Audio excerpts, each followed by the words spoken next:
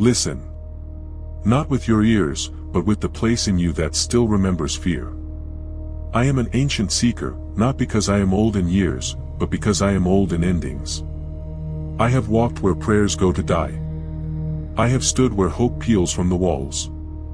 I have watched men smile while their souls rotted behind their eyes. And I tell you now, death is not coming for you. Death is already inside you.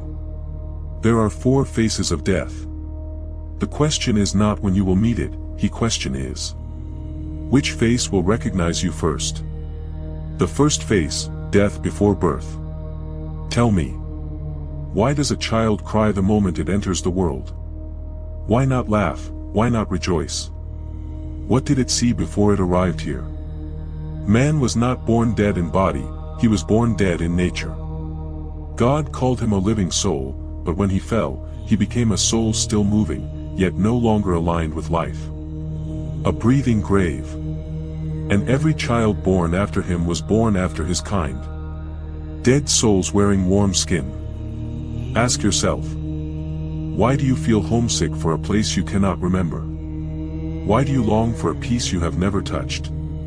Why does success never finish you? Because you are not searching for pleasure. You are searching for what you lost before memory.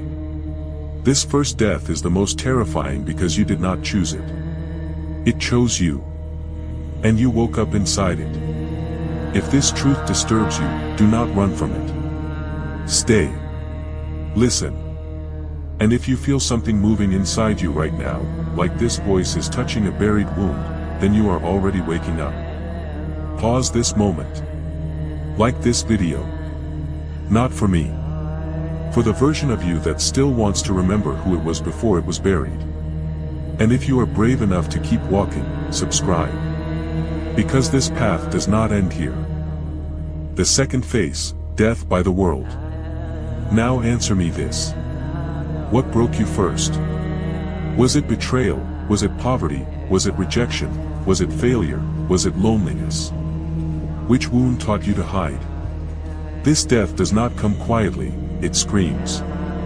It comes when effort gives no reward, when love becomes humiliation, when loyalty becomes mockery. This is when the heart collapses into itself, when the mind loses order. This is when emotions riot like prisoners, when the will becomes confused. You still walk, you still talk. But something inside you is already on the floor. Tell me, how many times have you smiled while bleeding inside?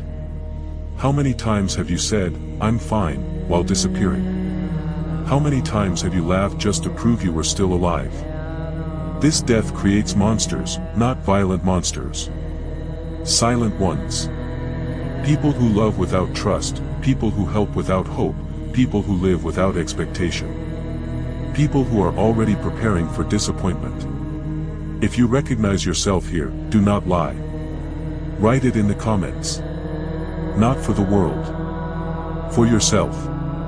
Because naming a wound is the first rebellion against it. The horrific question. If your body disappeared today, would anyone notice that your soul has been gone for years? The third face, death to self. This is the face that terrifies demons and men alike. Because here, excuses die. Here, you stop blaming the world. Here, you meet yourself without costume. Meditation becomes interrogation. Silence becomes a mirror. Truth becomes unbearable. You see your jealousy. You see your pride. You see your hunger for approval. You see your fear of being nothing. And then comes the most terrifying question. Am I brave enough to kill what I love about my ego? Not the body. The illusion. This death is slow. Painful. Lonely. Because no one claps when you defeat yourself. No one celebrates when you stop needing validation. No one praises when you master your emotions. And yet, here is where men become unbreakable. Not hard. Not cruel. Not cold. But unowned. They feel pain, but it does not command them. They feel anger, but it does not rule them. They feel desire, but it does not enslave them. They walk into storms like witnesses, not victims. This is why they look strange. Because the world only understands slaves. The horrific question. If everything you desire were taken from you, would there still be a you left? The final face, the death you cannot outrun. Now listen carefully. This is where every voice becomes quiet. The final death does not ask permission. It does not negotiate. It does not delay. It only asks one silent question. Did you learn how to die while you were alive? Some meet it screaming. Some meet it begging. Some meet it numb. Some meet it aware. And the difference is not luck. It is preparation. The law of the faces. You cannot skip faces. If you refuse the first, you live ignorant. If you refuse the second, you live bitter. If you refuse the third, you live enslaved. And when the last comes, it does not punish you. It reveals you.